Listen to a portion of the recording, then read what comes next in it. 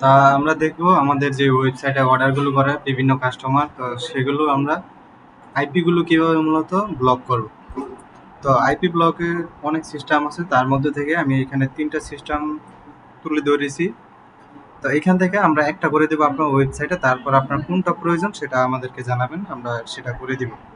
তো প্রথমত যেটা আছে সেটা হলো ম্যানুয়ালি আইপি ব্লক। এই ম্যানুয়ালি আইপি ব্লকটা করার জন্য আপনি প্রথমে আপনার ড্যাশবোর্ডে চলে আসবেন। আসার পর যেই কাস্টমারের আইপিটা আপনি ব্লক করতে চাচ্ছেন, ওকোমার্স থেকে অর্ডারে চলে আসবেন। তো ওকোমার্স থেকে অর্ডার আসার পর এখানে আপনার যত কাস্টমার অর্ডার থাকবে সবগুলো তো আপনি এখানে দেখতেই পাবেন। তো এখন আমি ধরুন এখানে যে ইমরান নামে কাস্টমার আছে, তার আইপিটা আমি ব্লক করবো। তার জন্য তার নামের উপর প্রথমে ক্লিক করবেন।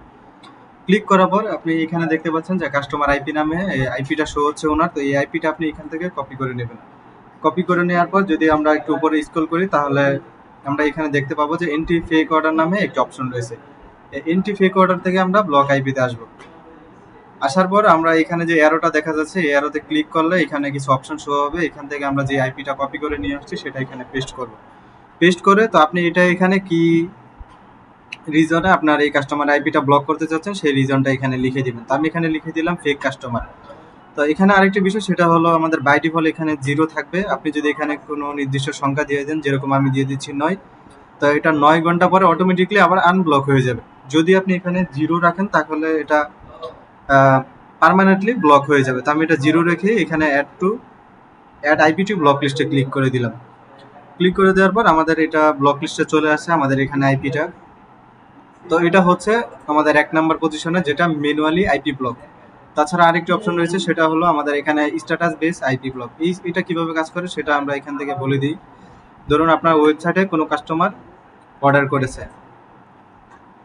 তো অর্ডার করার পর আপনার উনি যখন আবার সেকেন্ড টাইমে অর্ডার করতে যাবে, যদি আপনি সেই অর্ডারটি কমপ্লিট না করেন তাহলে ওনার চেক আউটে শো হবে। তো কোথায় শো হবে আমি দেখিয়ে দিচ্ছি আমাদের এখানে প্র্যাকটিক্যালি।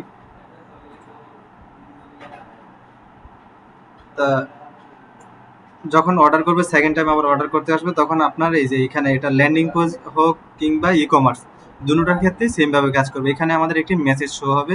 সেই মেসেজে লেখা থাকবে আপনি একটি অর্ডার করেছেন, সেটি এখনো কমপ্লিট হয়নি। আরেকটি অর্ডার করার জন্য নিচে দেওয়ার আমাদের নাম্বারগুলোতে যোগাযোগ করুন।